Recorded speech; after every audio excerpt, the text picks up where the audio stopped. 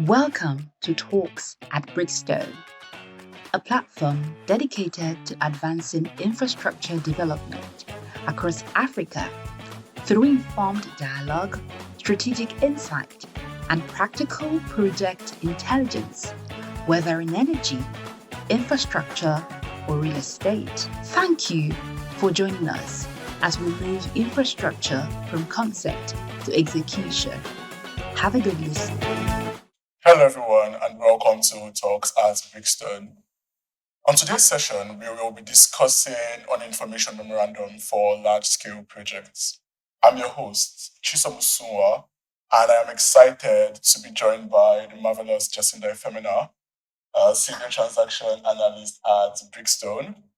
And on today's session, we'll be sharing insights on how to properly structure and think about information memorandum, especially for capital intensive projects. Jacinda, thank you for joining us. Thank you, Chisom. It's a pleasure to be here. You're welcome. You're welcome. So we're going to start the conversation with what makes large-scale projects different, right? And when we talk about large-scale projects, what exactly makes them different from regular business ventures? Okay, that's actually a very great place to start. Large scale projects are capital intensive and long term, so they are fundamentally different in how they are set up and how they operate. First, yes, they are capital intensive. We're talking about billions, not just millions. So it's not something you can start with just retained earnings or small loans. Secondly, they are long term. These projects typically can run from 20 to even 30 years. And then they are highly structured. Everything is carefully planned, contractually defined, and allocated even before the project takes off. Also, they are asset based and immovable. You can't relocate a toll road or a power plant if things go wrong. So once you commit, you're locked in. Then there's the issue of risks. In a normal business, risk is more centralized. You, as the business owner, are taking most of it. But in large scale projects, the risk is distributed amongst the stakeholders to the parties that are best suited to handle them. So you're essentially designing a system where everyone takes a portion of the risks identified. And because of that, these projects naturally involve multiple stakeholders.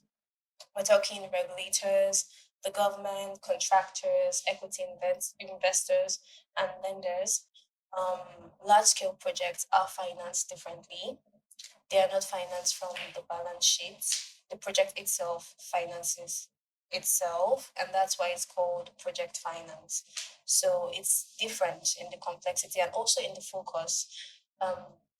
For small businesses, the focus is truly on profitability, but for large scale projects, they are focused on bankability, risk allocation, and long term sustainability as well. So, of course, profitability is part of it, but you wouldn't even get there if you don't ensure your project is bankable, the risks are properly allocated, and you don't have any focus on long term sustainability. So, that's where the difference is. All right, so that's like very, very fascinating. 30 years is actually a long time to Yeah. spend on a project. So I've heard they're mostly movable assets, they are highly structured, it's being paid for by the balance sheet in comparison to, like regular business ventures that, you can, and then profitability and bankability is also like a major mix. Like it's also makes it different, right? Yeah. Bankability is more for large scale projects than business ventures that focus more on profitability. Yeah. So what you've done now is you've set context, Yeah. right, for this conversation, right? And I'd like to ask you what is the purpose of an information memorandum in this context? Okay, good question. An information memorandum is not just a document that you prepare because it's required. It's really a decision making and communication tool that investors use to see the full profile of a project. And it takes something that is very complex, which is the whole project, and it structures it, translates it into a story that stakeholders can read and understand and commit to. And it typically serves three main purposes. The first is to demonstrate viability, rather viability, and at the most basic level, It answers a simple question: does this project make sense? So you're showing that there is real need for the project, that there is demand, that the numbers add up, and over time the project can sustain itself. The second purpose is to attract investors and financiers. So, because at the end of the day, the project cannot exist without capital, and capital is cautious. So, the information memorandum answers the question: if I put my money into this, will I receive or get returns from this? They want to see predictability, predictable cash flows. They want to see clear revenue sources and well managed risks. And then the third purpose is actually to guide execution. An information memorandum also acts as a reference point for all the stakeholders involved in the project, and it helps them to know how the project should move forward. It aligns everyone on what the project is and how it's supposed to work, what the expectations are, and what success should look like over time. So these are the major features of an information memorandum. That's like such a fascinating response. So what you just described sounds like it's like a passport or like a project, like a profile where individuals that are working on that project or interested in that project can just go and read everything about the project. Right? That's very, very, very lovely. Right. So let's break that down. Right. What are the key components for a strong information memorandum for large scale projects? Okay, when we talk about the key components of an information memorandum, I like to think of it like breaking down an entire project into different sections. So I'm going to take it section by section. It typically starts with the project overview, and this is where you clearly explain what the project is, what problem it's solving, why it even exists in the first place. It contains information regarding the project location, the project size, the rationale, the project sponsor, and justification for all of these things. So you need that foundation to ensure that everything else has meaning. Then the next thing is market validation and demand analysis. Here you're answering the question: is there real demand for this project? Because it's one thing to build something, and it's another for people to actually want to use it and pay for it. So you're showing the demand drivers, the target users, and the broader market context. Next is the transaction structure, which explains how the project is set up financially and operationally, including the roles of the key stakeholders in the project and how funds flow through the project. After that, you have the technical feasibility of the project, and it simply answers the question: can this project actually be built and operated efficiently? This section provides the investors with details on how the project should be designed and how it should be executed from an engineering and operational perspective. And it really gives confidence that the project is executable. You also have the risk analysis section, which is important, very important, because no serious investor assumes that everything will go perfectly. Yeah. So here you're being very clear about what could go wrong: construction risks, operation risks, demand risks, cost overruns, delays, all of those. Those are different kind of risks, and more importantly, those risks should be managed and mitigated, and that detail must be included in the project information memorandum. The next is the implementation plan. This is where you outline how the project will be delivered. You have to put the timelines, the key milestones, and the overall execution strategy of the project. And finally, the financial highlights, which stems from the financial model, is the backbone of the information memorandum, because all of the assumptions come together: your revenues, your costs, your funding structures, and ultimately the returns on investments. This is where it comes together. And investors spend a lot of their time on this section because this is what translates the story to numbers. And one thing I'd like to emphasize is that each of these components needs to be robust. They are interpreting the project story and they are interrogating every assumption behind what you've presented. So it's important for you to take your time on each section and detail it out. So, Okay, that's very, very detailed, right? I think one thing that you just said so far that's, made me think was how investors are not exactly looking, like they pay attention to your, like your risk identification and the ways identify, like the ways you've thought of to manage and mitigate the risk. And another thing that also surprises me is most times in information memorandum, not a lot of attention is put into it by whoever is preparing the information memorandum, right? And then with financial modeling aspects, sometimes it's a financial model that's not detailed, that's not robust, right? That does not have the right assumptions. And when you present this before, lenders and investors, they're asking like a lot of questions and you're thrown off guard by it, right? So yeah, I'm really, really fascinated and really love your response to that. thank you. Right. So I'm going to go back to bankability, which is something that you mentioned in the first question I asked you. Right. For those who do not have an idea what bankability means, can you explain what makes a project bankable? Okay. I'll start by explaining what bankability is for those that do not understand. Bankability is almost like the passport of the project.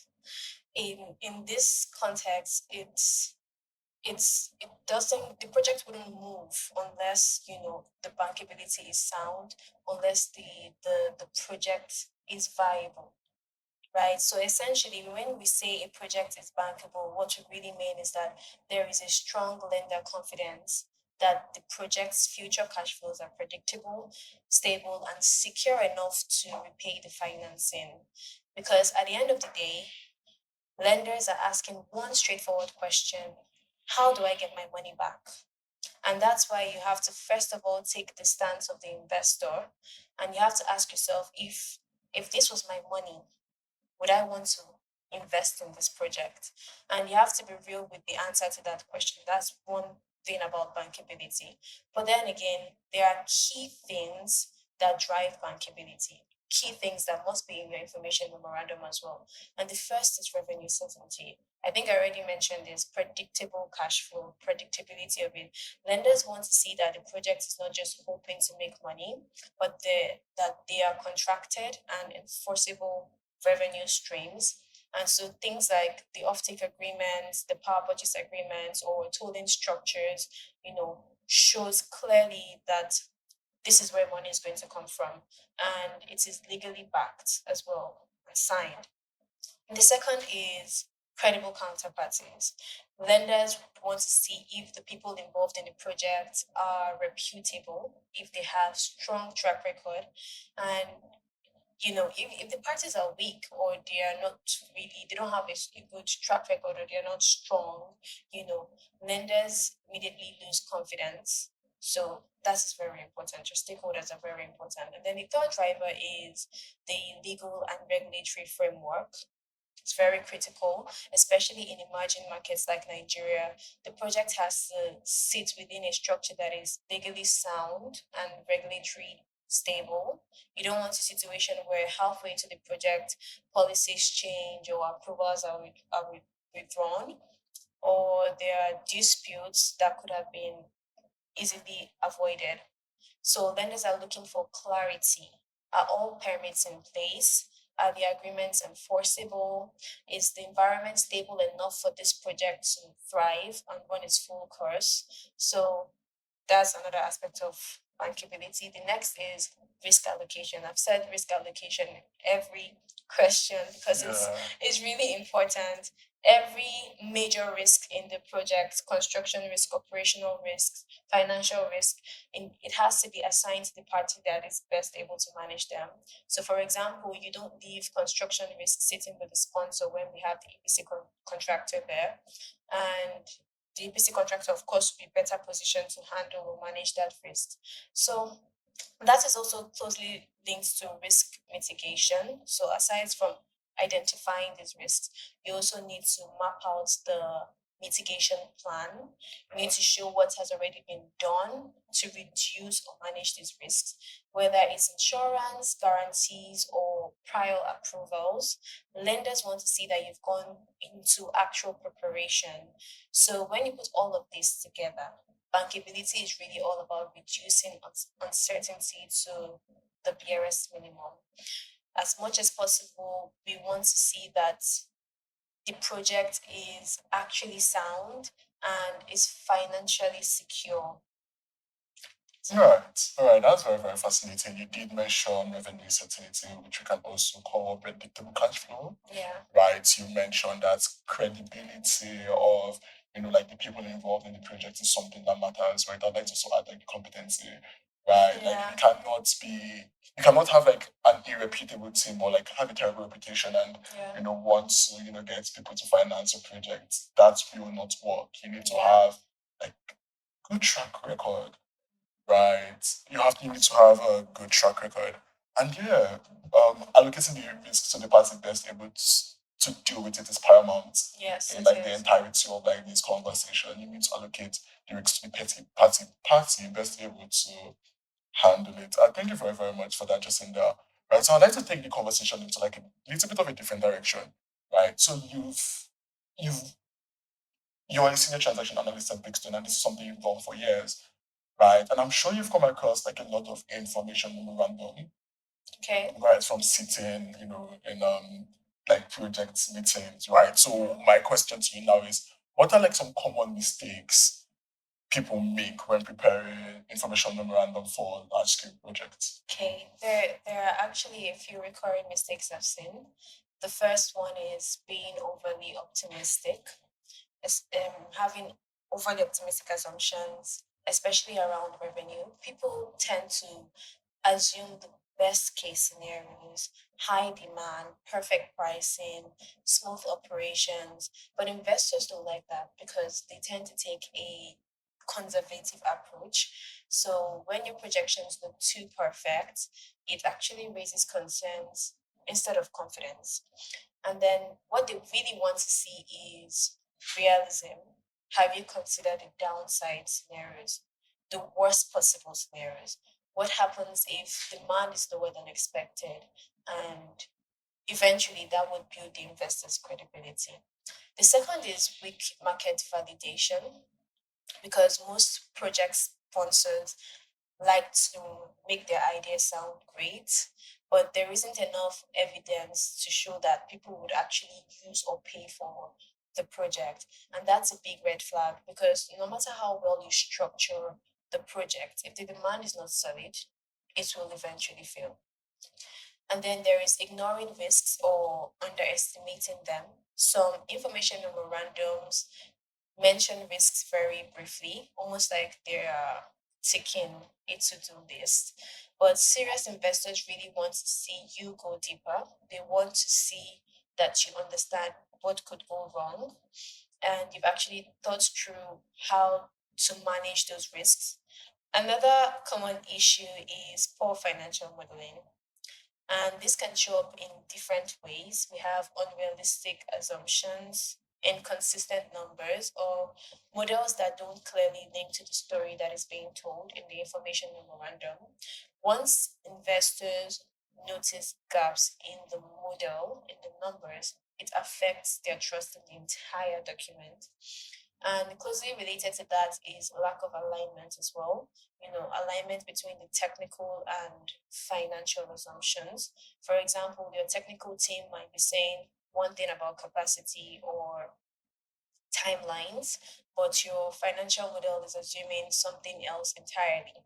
So that disconnect is a major problem. And I think the underlying issue across all of this is that sometimes the information memorandum is treated like a presentation document. But in reality, it's really not about how it looks, it's about if it can withstand scrutiny, because investors will ask questions. And when they do, if you cannot defend your information memorandum, you lose their confidence. All right, that makes a lot of sense, right? It's not a new thing for sponsors to be project developers for them to be overly optimistic, Yeah. right? And then they go into like the rooms to like make conversations to bring this project to life happen, and then they're like taken aback by the level of detail. Like their projects are literally being torn apart Yeah. before their eyes, and Yeah. that's a very, very good thing to look No, at, it's not. honestly. But yeah, I think in a way there's like an underlying tone of like there needs to be a lot of research put into like a project. Yes. Right, you need to do all of the necessary research, and it sort of came to mind when we were talking about market validation. You cannot be presenting a project to like you cannot be situating a project when there is no problem. Like, you understand? Yeah. There has to be like a reason behind the project, right? And there has to be demand. Like, it's something that has to be needed. And you mentioned financial modeling, right? Which is what my next question to you is about. Right. So how important is the overall process of financial modeling? Honestly, financial modeling is really central in this entire process because everything we've been talking about up to this point, the markets, the technicals, the structure, the risks, financial modeling is where all of that comes together and is translated into numbers. So we can say that a project is viable, but the model shows you that it's not. It's the financial model that will tell you whether or not the project is actually viable. It quantifies your assumptions and you see how they play out over time, over the years. Then there are a few questions that the financial model actually seeks to answer. And the first is on returns. What's the project actually generating over its life? What are investors earning? And is it attractive in enough in the long run? And then the second is the risks and sensitivity. What happens if the cost increases, or if revenue drops, or if there is some kind of timeline shift or political disruption? You begin to see how resilient or how fragile the project really is from the numerical perspective. And then the big one, especially for lenders, is debt. Can you service your debt? Is the project actually generating enough cash to consistently meet its debt obligations? Because if that is not clear, because if that is not clear, the conversation doesn't even go far. The investors immediately say no and you lose their confidence. But beyond answering all of these questions, I think what makes financial modeling so powerful is the fact that it exposes the gaps. I'm talking about weak assumptions, I'm talking about misalignment with the project's technicalities or unrealistic revenue structure. So never look at a model like it's a calculator. It's not a calculator, it's actually a validation tool. Are you sure? Yeah, that's very, very lovely, right? You did mention stakeholder. I did remember you talking about, like the importance of alignment, Yeah. right? So my next question to you is, how important is no? My question to you is, what about the stakeholders, and how important is alignment in this project between stakeholders? Okay, stakeholders are crucial because, first of all, large scale projects involve multiple stakeholders. We've established that already. Yeah, we have. And if they are misaligned, the entire project can fail. So the information memorandum must clearly define the roles and responsibilities of these stakeholders and allocate risks to them. And the the information memorandum must have a clear governance structure, and this is because we're trying to prevent disputes in the long run. So to ensure a smoother execution and to reduce delays in the future or disputes that could eventually make the project fail, you need to ensure that your stakeholders are properly structured or aligned with the project. Okay. Okay. Thank you very, very much. Right. Unfortunately, these are my final question to you, and I'm very, very sure this is one question that the audience is very, very excited because I'm certain there are individuals thinking about developing projects. Right. And the question is, what advice would you give to someone trying to, develop an information memorandum for a large scale project? Right. Okay, first of all, I would say you need to understand what you want to achieve with your project. Take some time to research on your project sector. Take some time to understand the problem you're trying to solve. Take some time to understand the markets in which your project is going to operate in. And once you've done that, you need to take the stance of the investor, right? You take the stance of the lender or the investor and answer the questions realistically, not optimistic. Don't be optimistic with your answers, please. Be realistic with your answers. And with that, you can build a strong evidence based case in your information memorandum, and you can then ensure that your financials are credible and defensible. And once you're done with all of that, of course, we would have an information memorandum. But always note that developing an information memorandum is not something you do overnight, it's not a one time thing, it's a process. So try your best to commit to that process instead of trying to rush through it. Again, if you're still struggling, you can always reach out to Brickstone, because this is what we do here at Brickstone. We help you with your research, we advise you, we appraise your project, and we help you come up with a very fantastic information memorandum and a well-structured financial model. Okay, thank you very, very much for the advice. I'm sure the audience and people developing large scale infrastructure projects would appreciate it. Right. I think where the struggle is in being realistic, like as opposed to being optimistic, right? Yeah. It's very, very difficult to want to take the investor like lens on your own project. And be like, oh, this does not work. Or like I have to remove it. Yeah. Right. Thank you very, very much for like such an insightful conversation. Thank you very much for being on the podcast, Jacinda. Thank you too. All right. Thank you. And thank you to the listeners for tuning in to Talks at Brickstone. Stay connected for more insights in infrastructure and project development, and make sure to follow us on all our social media platforms, LinkedIn, our newsletters, Instagram, and X. Thank you very much.